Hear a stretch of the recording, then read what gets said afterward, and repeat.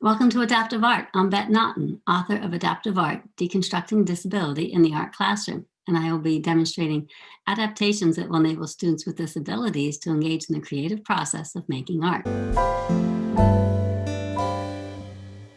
Students with emotional behavior concerns sometimes just need a little positive reinforcement.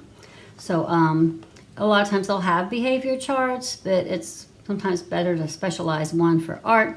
So you can make up one of these. I keep the smiley faces, and green means go, yellow means you're not doing the best, and red means you need to change things. So sometimes I'll keep it at the start of art, the middle of art, and the end of art, so that the students are given 3 little short-term objectives to make it. So sometimes they can start out at the beginning of art and they're doing great. In the middle of art, they're not doing so great, but at the end of art, they're doing pretty good.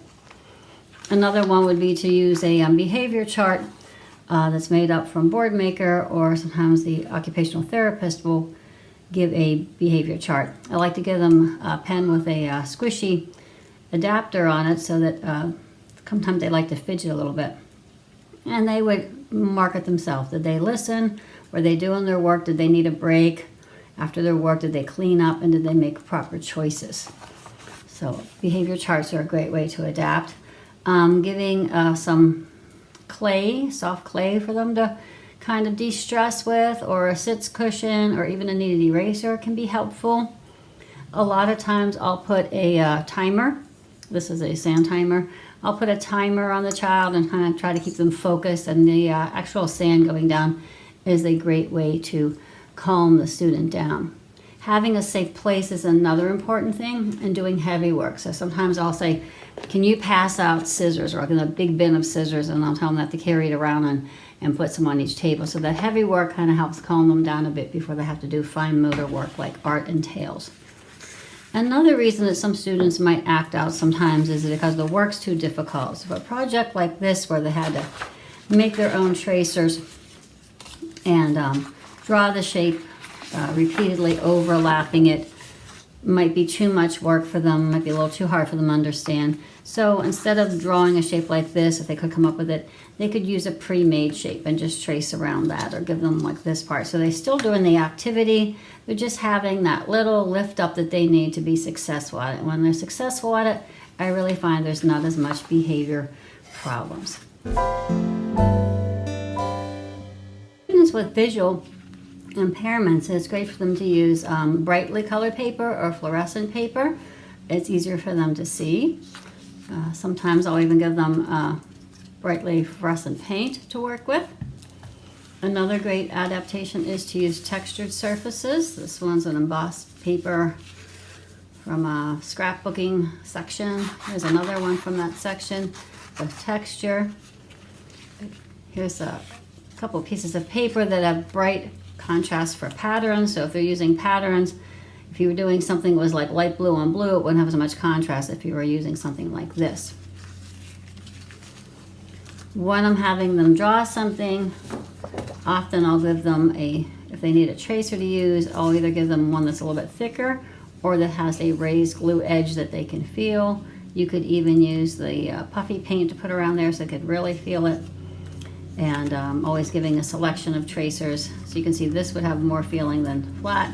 And then also using the printmaking foam or foam sheets also helps. In addition to that, you can use these sticks, which are sticky, and they kind of hold a shape once pressed. So if you're trying to get them to feel a circle shape, you could press that down on the paper, and then they could help trace around that because they would be able to feel it. So these are a great to use. Same with markers, using things that are nice and bright. And when you're doing any marker work, you want to always, if the student has a hard time seeing, sometimes they have to look up close. If you drew a pencil line, you wouldn't be able to see it as well as if you drew a really bold line like that for them to cut on. So those are great ideas for students that have low vision. Another one that you could do would be, actually I tint some of my glue black, and you could draw with black glue, creating a raised surface. And then once that dries, you get a really nice raised up bead that the students could feel and follow. And then they can color it in or use it in their artwork. So an example of that would be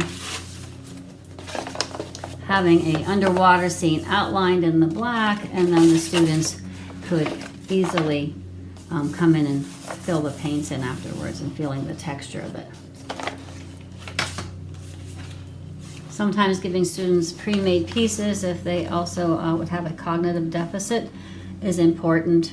You can see here the difference of a light pencil line compared to a thick black outline to cut out. So students would paint with those first and then actually paint on top of it and create a collage from that. A lot of times you do demonstrate, you just kind of talk about the lesson, that having a handout for your visual learners or printing it in a larger font is also a good idea, and you can have pictures of step-by-step processes, and these are a great thing just to put on every table. I never want students to know that I'm adapting lessons or have anyone feel like they're being focused on by me doing adaptations, so sometimes just putting one on every table alleviates that problem, and also is a great thing for all students to have, because so many times students are coming in late from lessons, or they are not really in the mode of listening to you and they don't know what to do afterwards.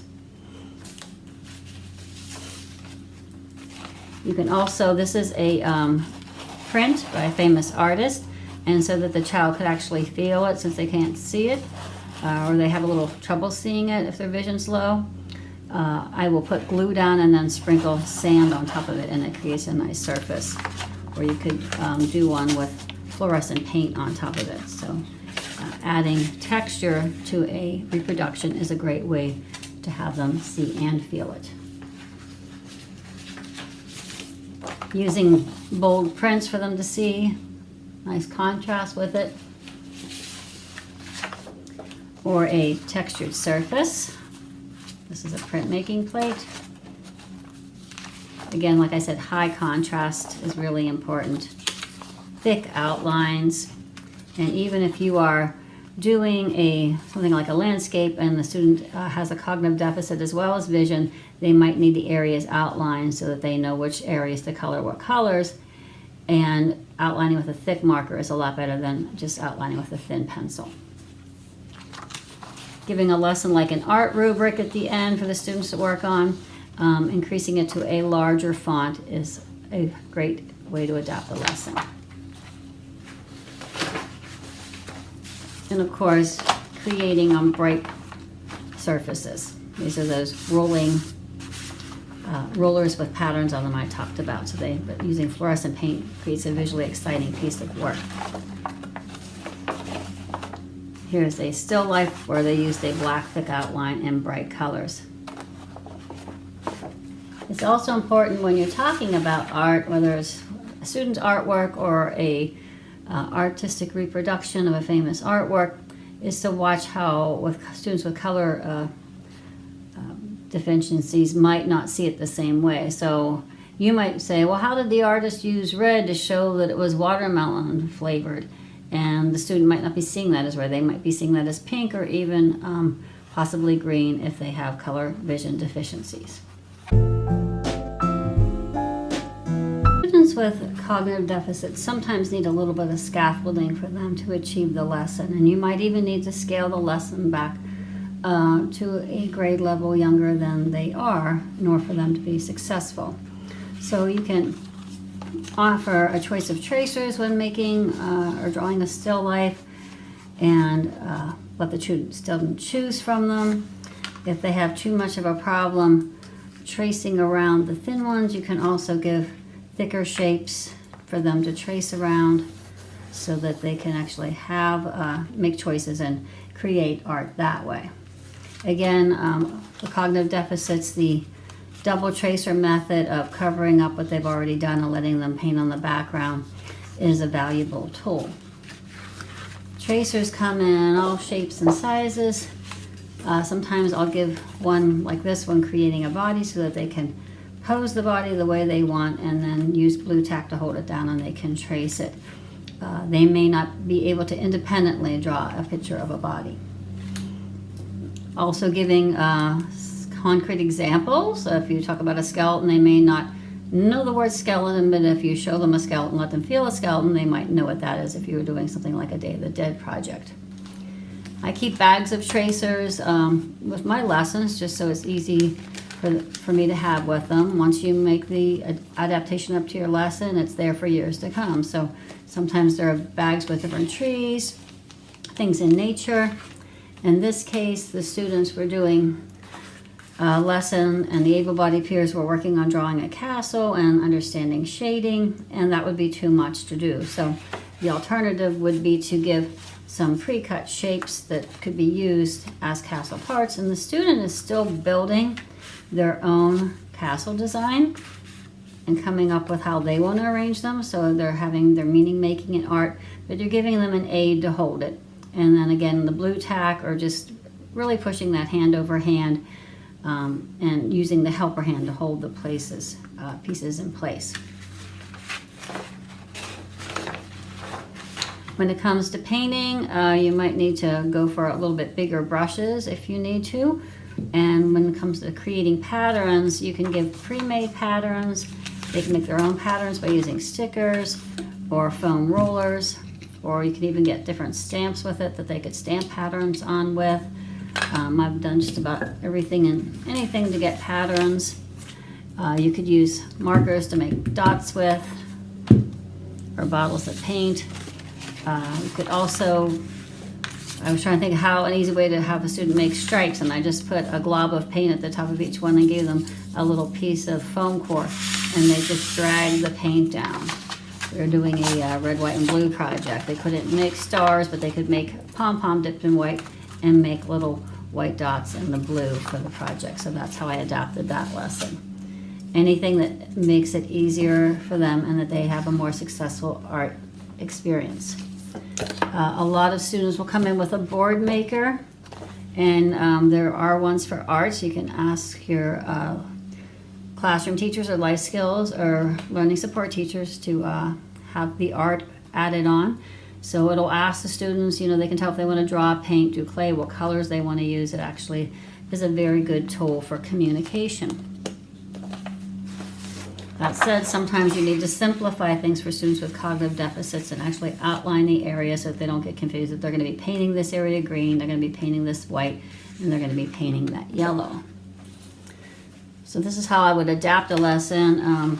This is a famous artist that liked to use primary colors in his artwork, and the students had to actually draw the grid. I gave them the pre-cut pieces, but even this for a student with cognitive deficits might just be too much work and too involved. So you can easily adapt the lesson by just giving a black piece of paper and then giving them pre-cut shapes that they can still get the meaning of the lesson using primaries, using black and white, and making an art with these geometric forms. Always adding, having let them do something a little more free form is also a successful way to make art. So if all the students were doing circles that they had to fill in all of them with pastel, that would be probably too much for a special needs student, so I would allow them to use some pre-cut ones to glue on. And one final adaptation, doing something like painting a very detailed pumpkin with strokes and using pastels for the background might be a little too much, but you can still have the same effect by using, there's a star and moon roller, and then using the sponge to sponge paint the pumpkins, and they still have the same effect of getting a pumpkin patch scene in the evening.